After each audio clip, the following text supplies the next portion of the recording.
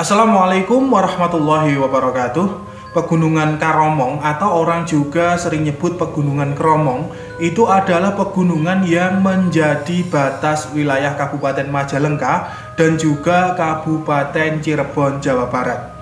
Sebagian besar wilayah pegunungan ini masuk ke dalam Kabupaten Cirebon, sedangkan untuk sisi baratnya itu masuk ke Kabupaten Majalengka. Di kalangan sebagian spiritualis dan juga para ahli hikmah, Pegunungan Kromong ini merupakan salah satu tempat yang ada di Nusantara yang mana menyimpan energi mistis. Di antara gunung yang paling besar mistisnya ya, di antara Pegunungan Kromong tersebut adalah Gunung Sanghyang Dora. Masyarakat yang mukim di sekitar itu lebih akrab menyebutnya itu dengan Hyang Dora. Perbukitan ini berlokasi yaitu di Desa Mirat, Kecamatan Lewi Munding, Majalengka, Jawa Barat, pemirsa.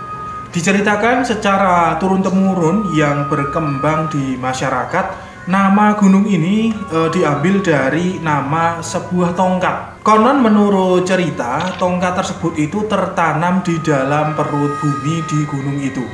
Tongkat itu bernama Tongkat Sanghyang. Tongkat Sanghyang itu ditunggui oleh sosok khodam yang berwujud kuda sembrani putih, di mana dulunya kuda ini asalnya dari daerah Batu Nunggul. Ada beberapa orang yang disinyalir itu pernah melihat penampakan kuda ini, pemirsa. Mungkin kalau Anda memang punya mata batin itu juga bisa mengecek keberadaan kuda sembrani tersebut. Di Gunung Hyang Dora ini juga terdapat sebuah batu yang punya energi mistis yang memang cukup besar. Batu itu bentuknya itu mirip tutup guci. Menurut sang juru kunci, batu ini itu dijuluki dengan istilah batu guci. Dan memang batu ini sangat terkenal sekali keangkerannya, pemirsa. Oleh masyarakat setempat, batu guci ini dihuni oleh sosok danyang yang bernama Mbah Palimanan. Sosok Mbah Palimanan ini tidak sendiri ya, beliau itu didampingi oleh 4 dayang-dayang. Nama dari dayang-dayang itu diantaranya yaitu Nyimas Gandasari, Nyimas Weri, kemudian Nyimas Kumambang, lalu Nyimas Aruman. Sayangnya itu tak ada seorang pun yang mampu menjelaskan ya kenapa salah satu penghuni gaib tersebut ya itu menggunakan nama yang sama dengan tokoh wanita legendaris di tanah Cirebon, yaitu Nyimas Gandasari.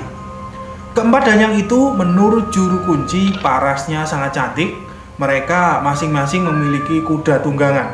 Kuda-kuda tersebut kadang-kadang itu bermain-main di Batu Nunggul yang ada di Desa Mirat. Kemudian pemirsa sekalian, selain itu di lokasi gunung ini juga sering tampak sosok burung perkutut.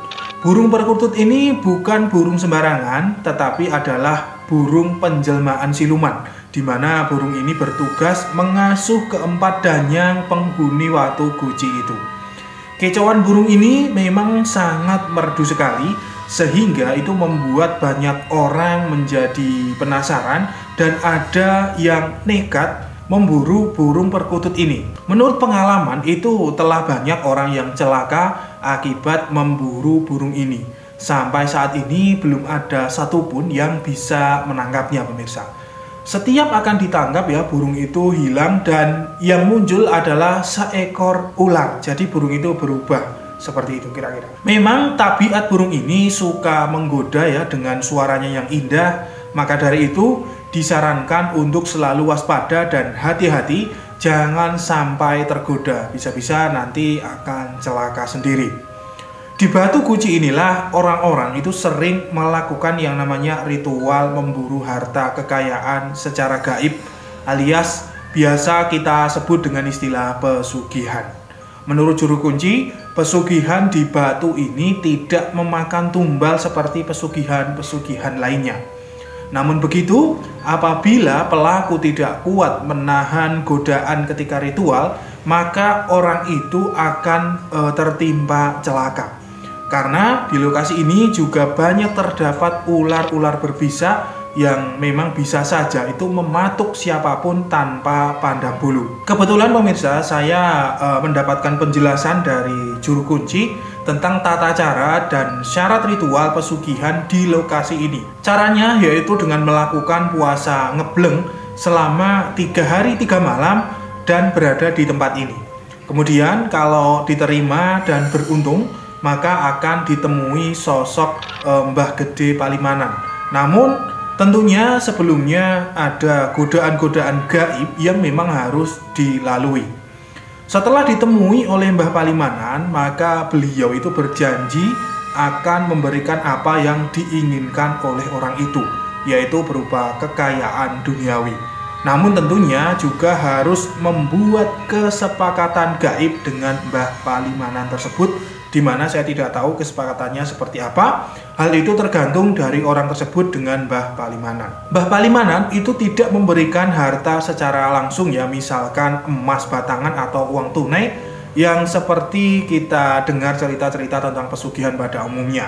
Melainkan dia itu akan membantu lewat kelancaran usaha. Istilahnya adalah penglaris seperti itu.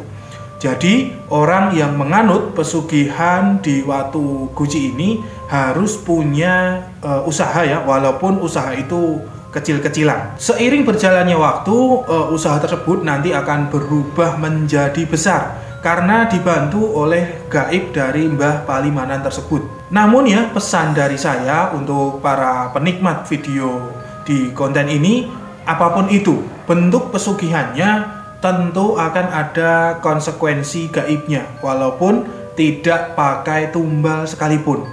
Jadi pertimbangkanlah diri Anda sebelum masuk dalam lingkaran pesugihan, dimana nanti kalau Anda sudah masuk di dalamnya, tentu akan sangat sulit sekali untuk keluar, karena memang sudah terikat sebuah perjanjian gaib. Disclaimer, saya di sini tidak mengajak siapapun untuk mencari pesugihan. Saya hanya sekedar memberikan pengetahuan saja. Semua kembali kepada diri Anda masing-masing. Saya Patih Nur Alam undur diri. Wassalamualaikum warahmatullahi wabarakatuh.